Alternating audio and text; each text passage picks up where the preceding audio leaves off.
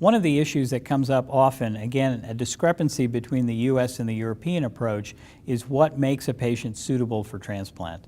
And I'll tell you, in our books, in our view, it's really about performance status more than anything else. This patient, I think, quite clearly was a transplant candidate, 54 years old, but we will actually say yes to transplants in patients as old as 78. And so it's really not an age-based cutoff as it is in Europe, where if you're over 65, transplant is really not an option for you. I've said yes to 75-year-olds. I've said no to 54-year-olds. So I think it really has to do with function, functional status, support at home. What is the social environment that allows this patient to potentially go through a transplant? But transplants now, particularly for myeloma, are really not terribly aggressive treatment approaches, certainly not an allo transplant, and not even at the level of a transplant for lymphoma. And so I think these should be considered for most appropriate patients where they are fit enough to undergo this process.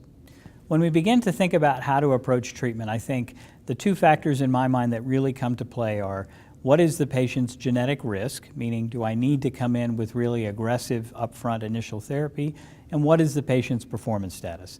Because those two together will dictate where I'm trying to go. I think when you're seeing a patient with newly diagnosed myeloma, the thought process has to be, what am I going to do not just this time, this week, this month, but what is my 2-year and 3-year plan of treatment for this patient? Because when we begin to think about management of myeloma patients, it is now a median survival of 7 years. In our case, for standard risk patients, it's well above 10 years. And so not only do you have to think about what am I going to do at this moment, it's how is what I'm going to do right now going to impact where I am in 5 years. And so understanding all of those pieces that go into choosing therapy, risk, biology, genetics, performance status, host factors, social support, those all go into the continuum of choosing therapy over the course of a patient's treatment. Management of patients with deletion of 17p can often be quite challenging. And so if a patient progresses following an aggressive induction with VRD, transplant, as well as aggressive consolidation or maintenance, there are a couple of options one could consider. One option might be to switch to carfilzomib and pomalidomide, another very active combination, particularly in high-risk myeloma, taking more potent second and third generation proteasome inhibitors and IMiDs. Of late, a regimen that we've actually used a fair amount, though, in these high-risk patients has been a combination of daratumumab with pomalidomide. And the reason we really like this approach is that the daratumumab has an effect on the outside of the cell and may in some ways be what I call risk agnostic. And what that means is that the mechanisms of drug resistance are often internal to the cell, particularly 17p deletion and other genetic abnormalities, whereas daratumumab doesn't work internally in the cell, it works purely externally, allowing for immune function to try and kill the cell.